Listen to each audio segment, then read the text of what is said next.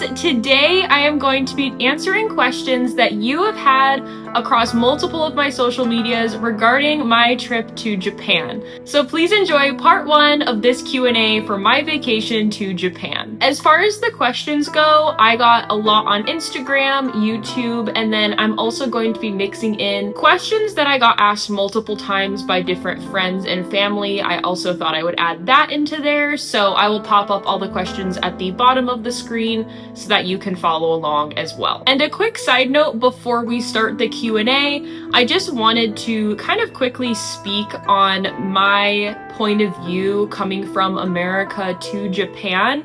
Everything that I'm going to be answering today and in other videos and any video I make talking about my trip to Japan, know that I was not born in Japan. I do not live in Japan. I am not a Japan local. There's lots of research that me and my friends did before going to Japan, the do's and don'ts of what, to expect in their country. A lot of it was accurate and a lot of it wasn't. And so I just kind of wanted to explain that from me coming as an American point of view into a different country, my point of view can be very, very different than the locals living there. And so a lot of these questions, I just wanted to forewarn that this is all from my perspective, my opinion of things. This is not just concrete set in stone rules or things in Japan. Of course, like I said before, I can't speak on that because I'm not Japanese, I do not live in that country, and I never have. But aside from that, let's get into these juicy questions that you all had about my trip to Japan. Question number 1, what did you like the most about the locals as well as the lifestyles of the people around you? So I had this question asked by many, many people. The locals, for the most part, were super, super welcoming, kind, lovely people. I'd say especially at all of the restaurants and tourist attractions and different events and things like that. The people were so, so lovely, so, so kind, trying to help you every which way. There were many times where we would get lost or we'd be confused about something and I would speak in the very little Japanese that I knew, and they were able to help me just fine. I never had any kind of rudeness toward me or anything like that. We had so many kind people that would just look at us and could tell that we were maybe confused or questioning something, and they'd come up to us and try to help us. We had multiple elderly folk help us on trains or just confirm that we understood where we were going without us even asking. If you're not familiar with their train system, when you enter and exit a train or a subway, you use a card or you can use your phone. It's called a Suica card. And sometimes it just doesn't work if there's not the right money on it, or if you scanned it incorrectly, anything could happen. One time my card didn't work, and so I didn't go through the station because I wanted to make sure I paid the correct way. And there was a guy around probably my age that kind of stopped on the other side, and he was looking at me, and I could tell he didn't know English, but he could tell that I needed help. And he was trying so hard to help me understand what to do and how to get help. So it's just little things like that that really stuck out to me too. Another really quick story I had about a really sweet local was me and my partner on our very first day there. Of course, we're arriving pretty late Japan time, and all we want to do is find our Airbnb. We have 3 suitcases with us, and my partner went off to go look for something while I was standing in line for a bus. Well, the bus came while my partner was still gone, and I didn't know what to do because I was in the middle of this line with 3 suitcases, and I was holding up the line of people, and I was oh my gosh, I'm so sorry. I was saying sorry in Japanese, gomennasai, and excuse me, which is sumimasen. This lovely lady behind me basically took one of my suitcases and helped me wheel it forward throughout the whole line before my partner got back and could help me. And so she was able to help me get my suitcases up to the bus so that I wasn't in everyone's way. And that was all in, non-English and non-Japanese. It was just kind of a communication of I'm gonna help you because that's the right thing to do. And there was a lot of that happened that just really stuck with me, and I just loved it. Just amazing people all the way around. I think one of my favorite things about just viewing all of the locals there is just seeing how quiet everybody is. And I just super appreciated that because I'm an introvert and I feel like I live in such a loud world. There's just chaos everywhere. People are yelling, shouting, all of the above in America. And going to Japan, it's just silent for the most part. And I found that there's just like nerds everywhere, and like that's not looked down upon in Japan like it kind of is in America for the most part. I feel like growing up, anime was always viewed as being like weird or strange, or you're labeled the nerd, but in Japan, like that's kind of like viewed as a good thing from kind of like the perspective that I got while being there. There's anime things everywhere, and not just the stores, but like statues and locations. There's cafes directly for these stories that Japan's art is known for. There's so many things that are so accommodating to people that just love all of these fandoms. And I think like that's something that I also really enjoyed, is that I felt like you could just be yourself openly and no one was really judging you. As far as kind of seeing the lifestyle of the people around me while I was there, that was also really interesting and cool to see. And even like the houses that we were staying in, me and my partner purposely wanted to stay in more Airbnbs than hotels, because I feel like when you're in a hotel, you're not really getting full experience of like what it's like to live there. Living in an Airbnb for a couple of days at each different town or city, we were able to kind of be a part of the locals in their neighborhoods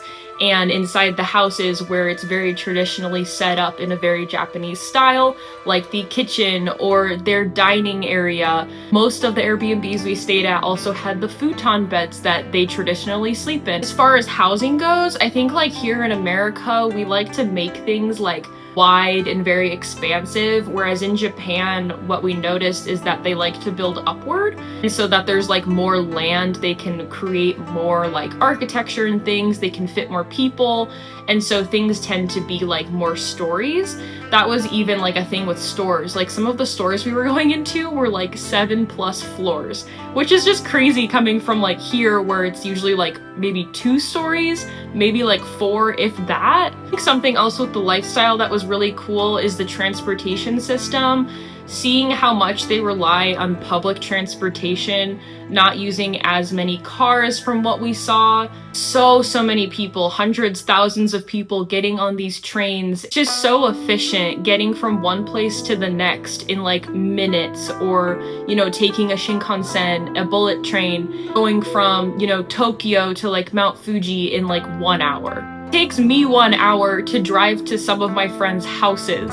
Also, something about the transportation system is they use bikes so much. There's just bikes everywhere, and I just think that's such like a healthy lifestyle to live as well, especially for being such a populated country of people. Everything there just seems so like efficient and well thought out, and you can tell that they're just like years ahead. I feel like something else going into Japan that I already knew was just how much like dedication and love that they put into their food system and meals and things like that, sharing it with people. And so like every restaurant we went to, we were just like welcomed so much.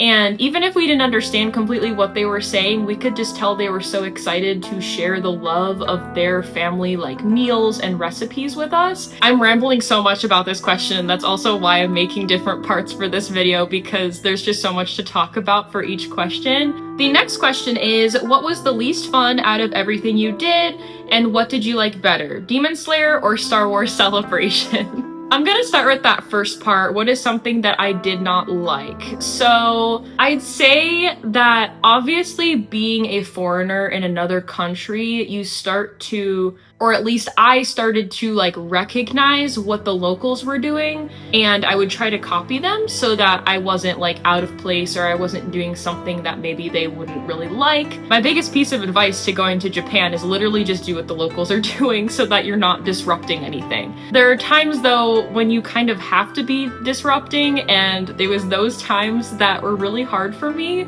What I'm talking about is lugging our suitcases around. For the first half of the trip, we had our luggage with us the whole time. So on the train system, wheeling it to our Airbnbs, which were sometimes 10 to 15 minutes away from the train system. So you have to imagine a group of people whether it's just me and my partner or the whole group that I was traveling with, which was 9 people total, wheeling their luggage across the road, like 10 to 15 minute walk, it can get very annoying probably to the locals because you're just hearing wheels of suitcases going down the road. And I was so embarrassed because it's one of those things where you're like, I have to get my luggage to my Airbnb. I can't just teleport it there. I can't just, levitate this and make it fly there. I have to roll this there. And it's so loud, the wheels of the suitcases on the gravel of the road, and everyone's staring at you. We had some people laughing at us, and that was just not a great feeling because you're just like disrupting the peace and the silence. So yeah, I hated that.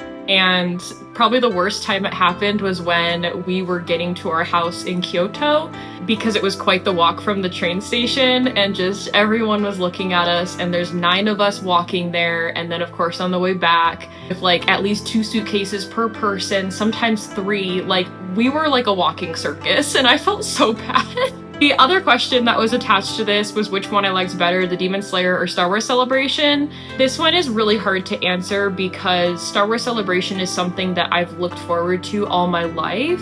I never thought I would go because it's so expensive. However, going in Japan was actually so much cheaper than it would have been in America. Also got to meet Hayden Christensen there, and that's like a huge deal because I grew up on Star Wars. I love Hayden Christensen so much. I never thought I'd get to meet the Anakin Skywalker. On the other hand, we have the whole Demon Slayer event that I went to from the Nijin no Mori event that was on one of the little islands. And it was so fun, and it was basically like a whole day event because there was an event for a demon thing, and then there was an event for an Infinity Castle thing. So me and my partner and one of my other friends attended both of these. I ended up liking the demon one better because it was more of like a scavenger hunt, where they were both amazing and so much fun. We got so many souvenirs. If I'm comparing the two, I cried at both of them. Because I cried after meeting Hayden Christensen. I cried over just my excitement of that Demon Slayer event. I just don't know if I can pick one over the other. I will say something about Star Wars Celebration is that I thought I wasn't gonna have enough time to look at everything. I thought it was gonna be a day event when we only had 1 day to go, but we actually fit everything in that 1 day really well. So if I had gone multiple days, I would have probably been a little bored. However, with Demon Slayer, I felt like it moved really fast, and that was probably because we had 2 different events in that 1 day. But yeah, I'm sorry, I can't say which one I liked better because they were both so much fun and felt so meaningful to me, but like in completely different ways. So it's just kind of hard to weigh that. I hope that makes sense. Next question is favorite animal we came across. There were so many animals, so much wildlife in Japan that we got to see. I want to give a shout out to the spiders in Japan. I feel like that's fitting because of how much I love Rui. I'm like, Rui's #1 fan, so gotta give a shout out to the spiders. We saw an enormous huntsman spider at the 1000 Torii gates in Kyoto. That was a highlight for me because I've always wanted to see a huntsman spider in the wild and I never thought I'd get to, let alone in Japan. So that was amazing. Walking down that path and seeing that spider, everyone around me was like screaming and running away. I was like the only one like with my camera out taking pictures and videos because I love spiders. I just think they're so fascinating and cool. However, I will say that my favorite overall was probably the deer from Nara Park in Nara, basically right next to Osaka in Japan. Me and my partner spent a couple hours there, and it was so worth it. Basically, it's just this big park. There's all these wild deer, and you can bow to them and they'll bow back. Even if you don't have treats, even if you're just walking by. They had such personality, and something I also really loved about the park is that there's actually people that work there and they act as kind of a protection team for the deer. So if there's something wrong, if someone's injured, or if tourists are annoying them in some way, they'll put a stop to that and they'll help out with the situation. It was just such a really amazing experience, and the Nara deer was something that I've been looking forward to for like a year now. So seeing them in person and getting really awesome pictures of them and videos of them, getting to interact with them was just such a highlight for me. So this answer, I'm gonna have to say the Nara deer. The next question is, did you bring home the bacon? So for context, in Osaka, me and my partner went to a mini pig cafe where basically you go in, you have an interaction with pigs that are there. You can order little food items or drink items that are themed for the pigs, and they're just running around the room, they're in your lap, things like that. And so I think what this person is trying to ask is, did I bring one home? First off, those pigs were not for eating. They were for just the entertainment of people coming in. They're very sweet. They were so lovely to hang out with. That cafe was extra special to me because I used to have a pet pig that my family and I fostered for the first 6 months of its life, and then he since went to another really loving home. And so being with those pigs was actually like a really emotional experience for me because of just how much I've bonded with a pig in the past. It was like seeing that all over again, but with all these little pigs running around. And I swear they came up to me first, and like I had like 4 or 5 in my lap at the same time, and I swear they knew that I had a connection to pigs, and it was just the most amazing feeling in the world. So no, I did not bring one of those pigs back. Next question is favorite snack. So something that we did quite often in Japan was stop into Family Marts and 7-Elevens and other little convenience stores to just grab snacks here and there, because the translation to yen to American dollar, snacks were like $1, which is crazy because snacks here, you get like a bag of chips that has like 3 in it and it's like $5. Like, where's the logic in that? But in Japan, you actually like, I feel like pay less for the amount you get. A snack that I got quite frequently was this like chocolate croissant from, I think, 7-Eleven, and it was so good. They have such a big croissant section, but I'm a chocolate lover, so I kept getting the chocolate one because it was so good. Something else that I got, I think, every day basically in Japan, I don't really know if this constitutes as a snack, but I got this milk tea that was so good. I have so many just random pictures of it because I'd have it for breakfast almost every morning, and it was literally like $1 and I was like, I'm drinking this every day because it's so good. And so I feel like I always had that along with a snack. I feel like Japan is just known for having so many unique food choices and snacks and things, so I think everyone's snack is going to be different depending on like their favorite. There's just so many to choose from. I will say there was like this really good like crispy fry snack that we had. It was basically a fry, but instead of biting into it and having it be like crispy on the outside and then mushy on the inside like a potato, it was just crispy like the entire time. It was like a really thick chip almost. I don't know what they were called, but they were really good too. So yeah, I'd say that those 2 to 3 were probably some of my favorite snacks there. We definitely also had like sweets while we were around. We tried a crepe, we had like a cake, donuts, things like that, which are just so much different in Japan. I feel like the sweetness level is like so much less, but it feels more natural because it is compared to the junk that we have here in America. It was so much better, and it didn't make you feel gross, if that makes sense. The things we have here, I feel like if I eat them, I'm gonna be sick, or I'm not gonna want to like move, and I'm gonna get all tired and groggy. In Japan, I feel like the snacks actually like fueled me, and I was like just ready to go. Next question is, what was it like entering Shibuya, and was anybody screaming "Nanami"?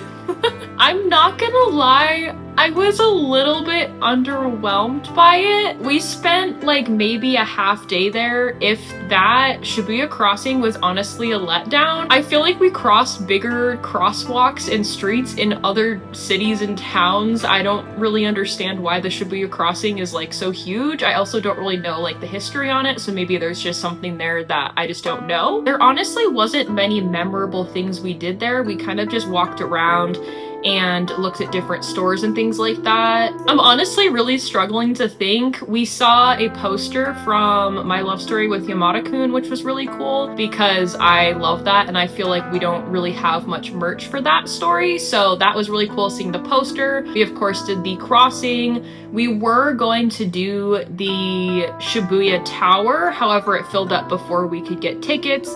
So we ended up doing the Sky Tree instead, which was an entirely different experience that was not in Shibuya. But yeah, I will say that I think Shibuya was like a lot less interesting than I thought it was gonna be. Don't want to give it like a bad rap because where me and my partner were coming from before that was the Tokyo Tower, which was really cool. And then before that, we had been looking at a bunch of Death Note locations that are in the anime Death Note, but we got to see them in real life. So I was just such on a high from being so excited about that to going to Shibuya that maybe it just fell a little bit short for me because I was so excited about the Death Note experiences that I had had. So I will throw that out there as well. As far as anybody screaming Nanami, no.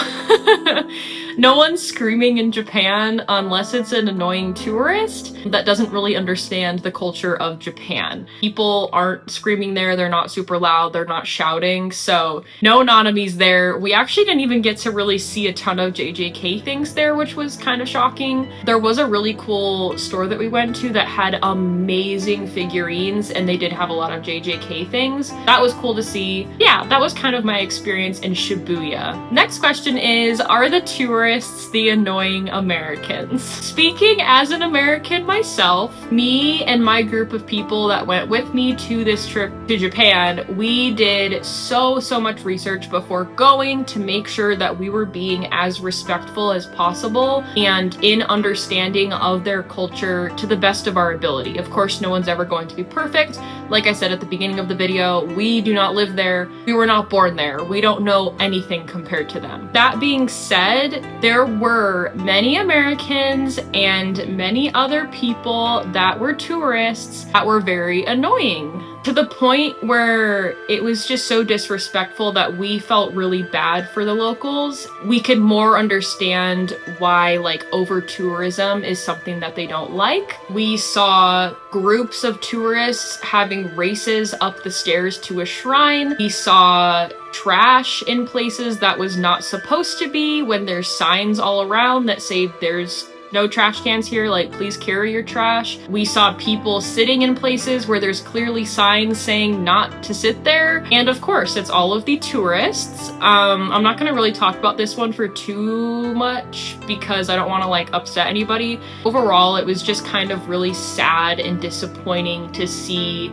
foreigners coming into Japan and being so disrespectful about things that are kind of just like common sense. Yeah, that's kind of just my short little blurb on that. If you are going to another country, at least try to put some effort and research into where you're going so that you can maybe try to understand their culture and ways to respect that. The next question is, what is one thing that you will miss? Everything? I want to go back so bad, like right now. It's really hard to narrow down one thing. I think as a whole, I want to say just the quietness and the peacefulness that Japan has that is just like surrounding everything, obviously other than the tourists. But I feel like when I went there, I felt like very safe walking around the streets. I felt just at peace because of how quiet it was. There's people going by on bikes. There's people that are just like cleaning their shops and serving food to people, and everyone is just so kind and welcoming. I think like the atmosphere of like, I guess, teamwork and like togetherness was like very prominent there. And like coming back to America, I just felt very like not that. Like it felt very divided and kind of like broken, if that makes sense. And obviously coming back to America, it's super loud. People are yelling at each other. We got back to the airport and everyone's screaming at each other for like no reason. And it was just like really sad, honestly, coming back and experiencing that after having like such a lovely time in Japan and just seeing the two different cultures, the way of their lifestyles and how different they were is just really fascinating. So I think like that I'm gonna really miss. I'm also gonna really miss the nature, just the nature of everything there was just gorgeous, going from town to town, city to city. And something that I really loved about Japan is that even though they are heavy on their cities all around, of course Tokyo is like the largest in the world, there's still patches of nature everywhere. It's like they grew around nature, and it's something that they really respect and want to kind of just secure there and not just mow it down. So I will say that that also is something that I'm gonna really miss, because I feel like that's not as prominently of a goal here in America or other countries. What is one thing you will not miss?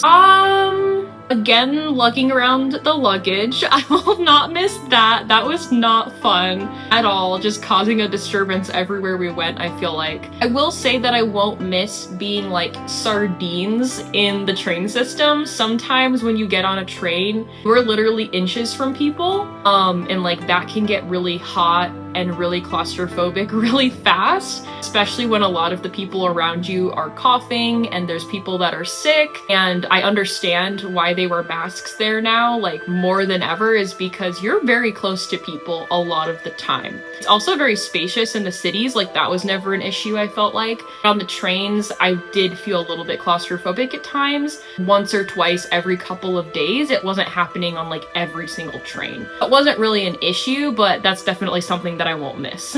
Next question is, did you get to see the Nintendo Switch 2? Yes, I got to see the Nintendo Switch 2. It was in Osaka at the Nintendo Museum, which we kind of had to do like a lottery system to get into that museum, which was really cool that we had the opportunity to get in and see everything. Pictures and videos were not allowed for most of that museum experience. However, we were allowed to take pictures of the Nintendo Switch 2. That was really cool getting to see that, and I guess like I'm assuming that's the only one that like people can see like publicly. So I think that was also just a cool feeling of like, oh my gosh, like I'm gonna own that hopefully, you know, one day soon, and getting to see like the first type of it in Japan. But yeah, that was really cool seeing the Nintendo Switch 2, and I guess like trying to quickly compare it to the Switch that we already have. You had to kind of be fast when walking past it because we didn't want people just like crowding around it or anything. It was like a quick walkthrough that we got to look at it for maybe like 30 seconds, but that's all I needed. It was a really cool experience. On to our last question of this video. Again, I have a lot more that I'll make in a part 2. The next question is, how was jet lag? All right, so on the way there, I did not have a single bit of jet lag. We purposely planned our plane schedule to kind of try and fit our sleep schedule as best as we could. We had to take 2 planes there, one from our state to California and then California to Japan. And we decided to fly to California and then sleep in California that night, and then that next day fly to Japan, just so our sleep schedule would be even better upon arriving in Japan, because we didn't want to get there and then just waste, you know, however long trying to adjust to their time. And I think that really helped us. And so once we were in California, I think our flight was around like 1 p.m. our time. It was a 12-ish hour flight to Japan. So of course it was like really, really late our time, but it was like 5 to 6 p.m. Japan time. And so we were already so tired because it was like, you know, 1 a.m. like our time from where we came. And so I think that that really worked in our favor, because even though we were so tired arriving to Japan, we were able to just get to our Airbnb, go to sleep, and be ready the next day, which the first day that we were there, we actually went to Disney Sea, and honestly, like no jet lag at all, nothing. I did not experience any jet lag. I just slept, I woke up, and I was ready to go. However, on the way back is an entirely different story. I had jet lag for maybe 4 or 5 days after returning from Japan, and it was pretty bad. Like, it was to the point where I was like sleeping at night, but then waking up at like 2 a.m. and then going back to sleep at like 8 a.m. because I was so tired, and then like waking up at like 1 p.m. and then like, you know, staying awake until like midnight and then falling asleep and then waking up at 3 a.m. was so messed up. And it was so annoying because I'm also an early bird, can also be a night owl, so it was just like this really weird thing. I thankfully did not have work that whole week after returning from Japan, so that really worked in my favor as well. It helped me get back on track before I had to go back to work. Yeah, that was tough. I will say jet lag on the way back was a very tough experience. That is going to wrap up all of the questions that I will be sharing the answers to in part 1. I will be making at least one more video answering questions that were a combination from social media and then questions from friends and family, so stay tuned for that. If you still haven't seen your question be answered, I am getting around to answering everybody's. If you have any last minute questions, feel free to put them in the comments and I will probably be able to squeeze that into part 2. As always, I hope you enjoyed. Let me know again if you have any questions or want to further any topics that I talked about in this video, and I will see you next time. Bye!